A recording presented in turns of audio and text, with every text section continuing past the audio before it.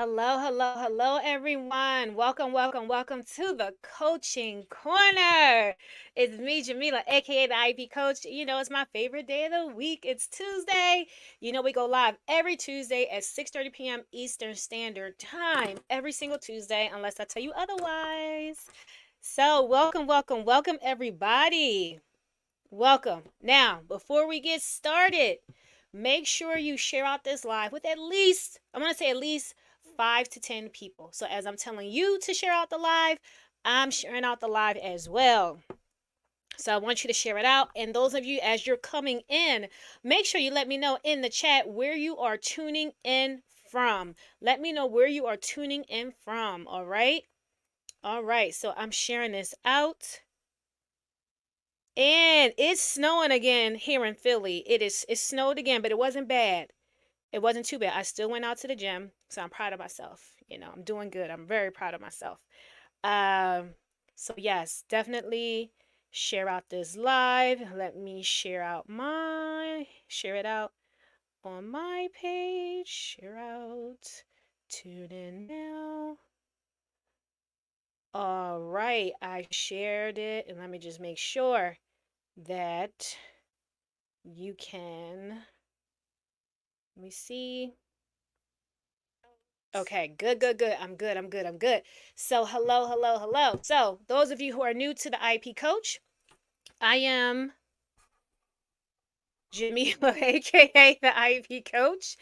I am the founder and lead consultant of the IEP Coach LLC. We are an education consulting company, and we specialize in providing special education centered support to our teachers and paraprofessionals through our professional development and coaching services.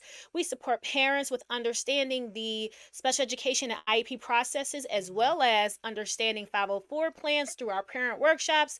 And we support organizations, nonprofits, colleges, and universities as well through our consulting services. All right, that's just a little bit of information about us. Special education is a true passion of ours here at the IEP Coach LLC. So let's dive into tonight's topic. So I recently posted a reel just sharing information about how we at the IEP Coach supported a parent with a reevaluation. Actually a reevaluation request. So I want to just share that with you all, so you all are just aware of what the process is like.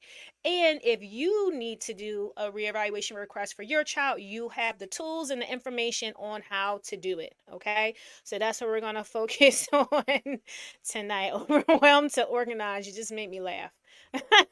So, all right. So the parent in question, her son was in the 8th grade, and his classification was emotional disability. And she felt that it wasn't really reflective of his ability. She didn't feel that he had an emotional disturbance, an emotional disability.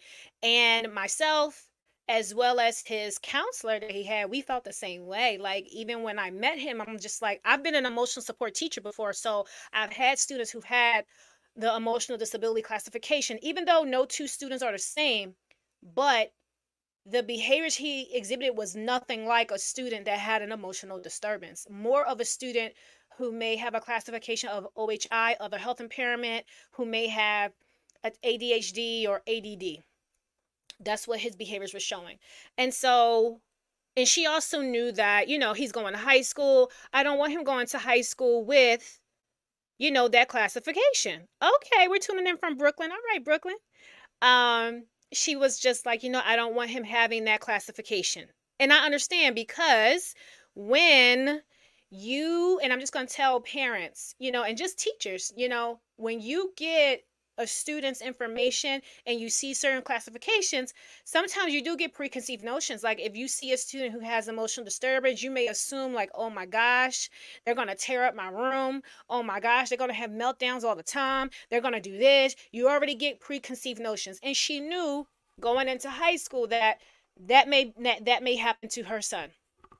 So she wanted to know, like, what could we do to change the classification? So I explained to mom, we can do we can put in a request for a reevaluation. And I explained to mom that you can put a request in, we can put a request in, but I also explained to her that you have to put in a request, not me. And this student, he went to school, the family was in New York. Actually, they were in Brooklyn. Okay. So I explained to her, you have to put in a request, but I said, don't worry, we're going to support you with how to put in that request. Okay. So anytime you want to anytime you want to do a reevaluation, you have to request it. And the person that you are requesting it to, you are not requesting it to your child's case manager, because they're not the ones doing the evaluation. Okay. Normally, the request is going to go to the psychologist, the school psychologist, whoever is going to be doing that evaluation, or the person who is in charge of the special education at the at your network, or in your district. But it's definitely going to the school psychologist. Okay, so you will direct it to the school psychologist, but you also want to CC. You know how you copy people on an email? You would copy your child's case manager. You want to copy your child's principal. You want to copy, if your child has, like, let's say they have a counselor, you want to copy them on the email, their case manager, the person that handles their IEP. You want to make sure you CC them on it. And then also, let's say, for example, you have someone who's assisting you outside of the school. You can add them on an email too, just so everyone has a copy, like, okay, here is the proof that I sent to school that I'm requesting a reevaluation for my child.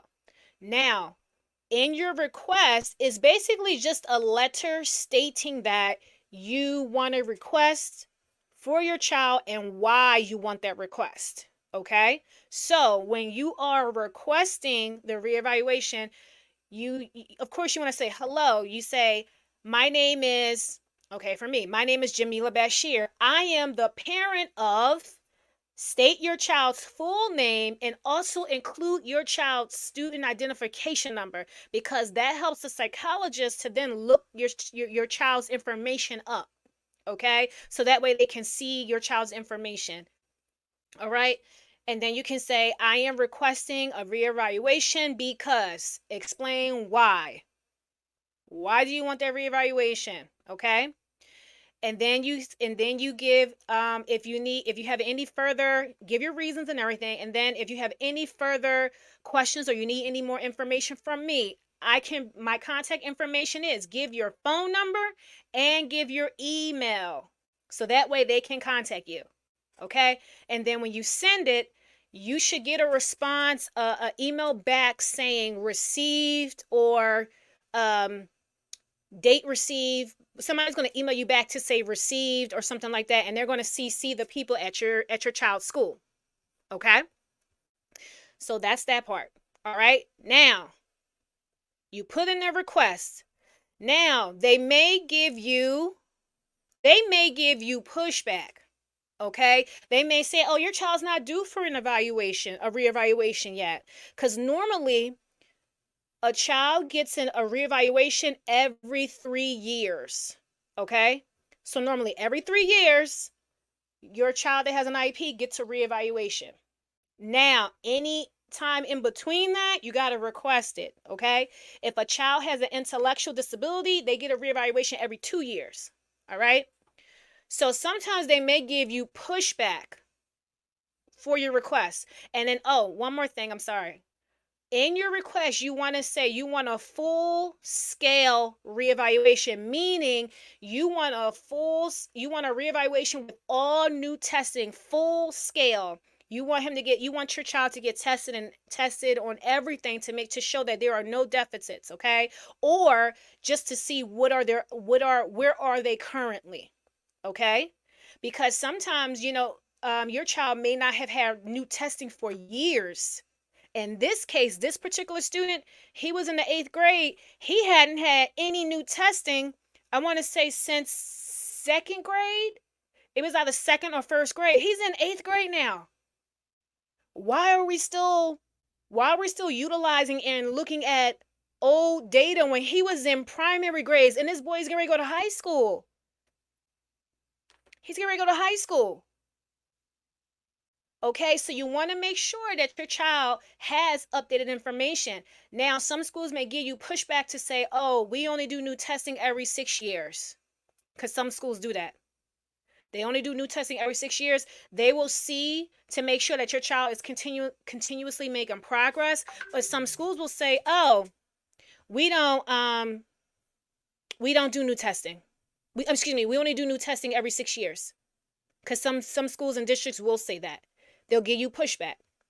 So in this particular case with this student, the psychologist gave us pushback. The psychologist was like, well, why are we doing new testing? It's only going to show that he has deficits. Now, best practices, anytime your child is being evaluated because you think it's another classification, you're supposed to do new testing with an evaluation. Also, if your child is being exited from special education services, they are to do a reevaluation with new testing to show that there are no deficits or that your child is average. Okay? So, me knowing this, I said, well, it's best practice to have data to support the request of the reevaluation. And because mom feels that her child is not that of a student with an emotional disability, we need to have data to show that, oh, hey, he does not have an emotional disability, or the data may show he does. We want new data.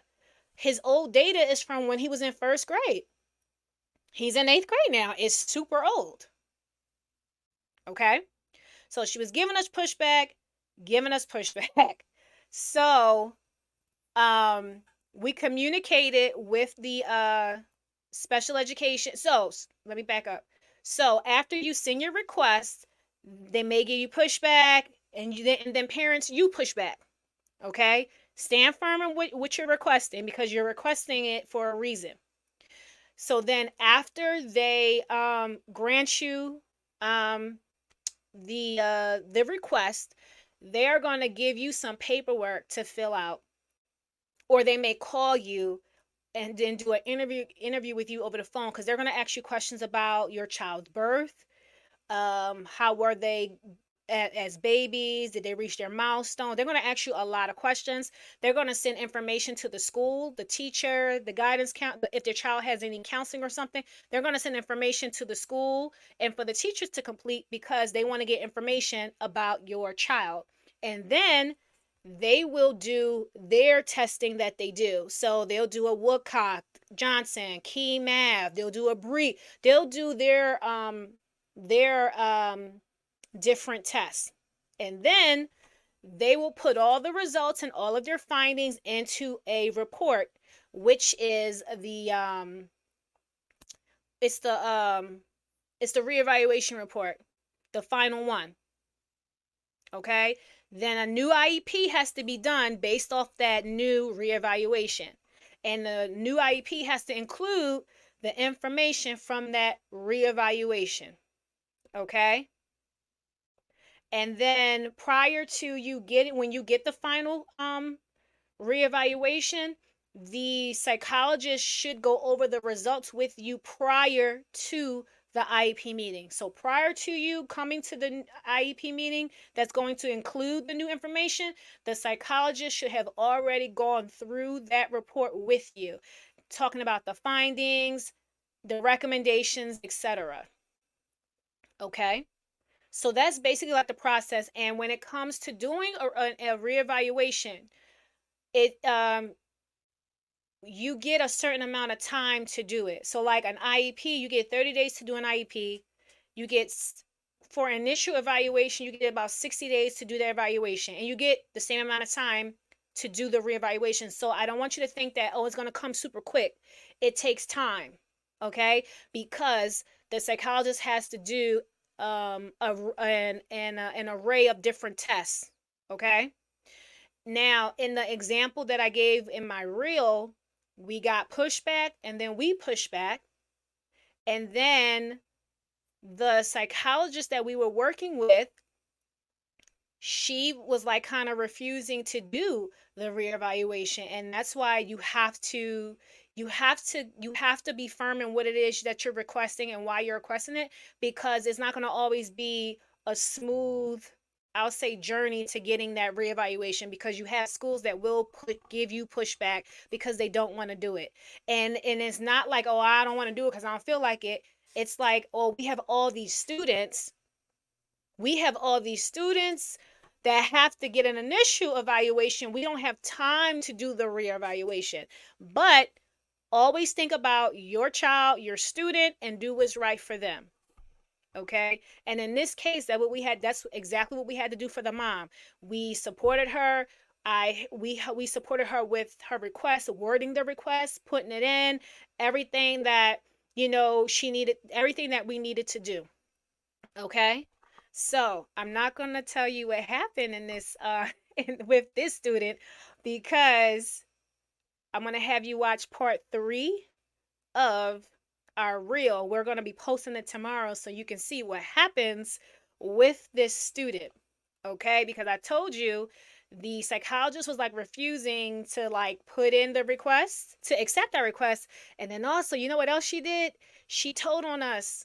She told the network special ed director, special ed, she told on us that we were requesting a reevaluation for a student. Like, she straight snitched on us. Like, come on, like, are we kids? Like, she straight snitched on us. And I'm like, okay, what they gonna do? They ain't gonna do nothing. It's not gonna stop us from the work we're doing.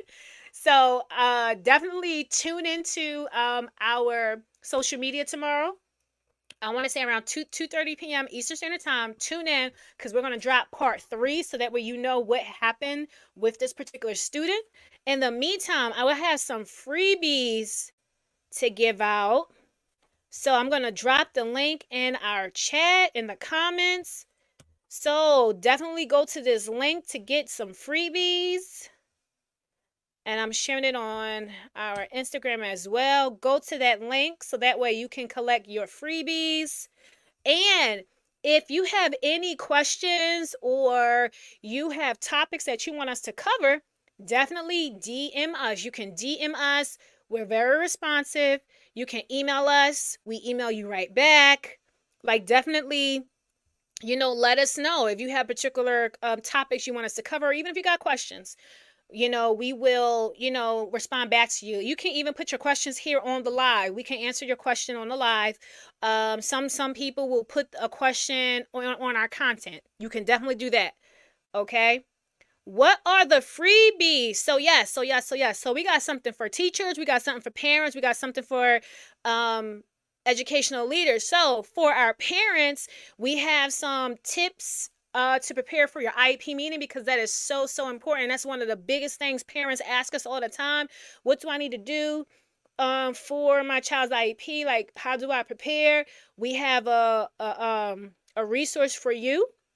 For our teachers, we have something for you with your progress reports, because we know, they can be very, I'll say, overwhelming to complete when you have so many to do. So we have a resource for you on how to create the best progress reports. And we also have it's progress. Oh, and we also have a resource for you on how to go about writing your IEPs. When it comes time to writing those IEPs, giving you some strategies on how to make it less overwhelming for you. And then for our educational leaders, we know that you are very busy, leading your schools and running your schools. So we have a needs survey for you, so that way you can tell us quickly what your school is in need of. So then that way you can book a call with us and we can address those needs for your school. Okay. And also, we're going to drop our link so that way you can connect with us. Actually, if you're already on here, start following us. And I'm going to drop the link here so that way you can connect with us on other platforms. We are on LinkedIn. We're on TikTok. We're all over the place. We're trying to make sure everybody sees us. Okay. All right. And here's the link too. Oh my gosh, you guys are so welcome. You're welcome. You're welcome. All the thank yous. All right. So Before we go, if you are catching this on a replay, put hashtag replay in the comments so we know you're watching this on a replay. And as always, be safe and be kind to yourself. Give yourself grace, okay? We are humans. We only can do what we are capable of doing. Please remember that and give yourself grace. Everybody be safe, and we will see you all next Tuesday. Have a good night.